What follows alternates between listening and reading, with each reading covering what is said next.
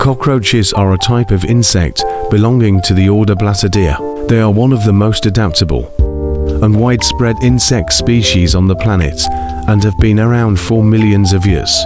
Cockroaches vary in size, but they typically have flattened, oval-shaped bodies with long antennae and 6 spiny legs. Their coloration can range from brown to dark reddish-brown, depending on the species. Most cockroach species have wings, but not all are capable of sustained flight. Some have well-developed wings and can fly, while others have reduced wings or are flightless. Cockroaches have long and slender antennae, which they use for sensing their environment. These antennae are often as long as or longer than their bodies. Cockroaches are highly adaptable and can be found in a wide range of habitats, including urban areas, forests, and tropical regions. They prefer dark, warm, and moist environments and are commonly associated with areas like kitchens, bathrooms, basements, and sewers. Nocturnal.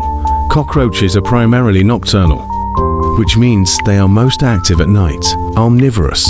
They are opportunistic feeders and will consume a wide variety of organic matter, including food scraps, paper, and even decaying matter. Scavengers. Cockroaches are often considered scavengers and can survive on very little food and water.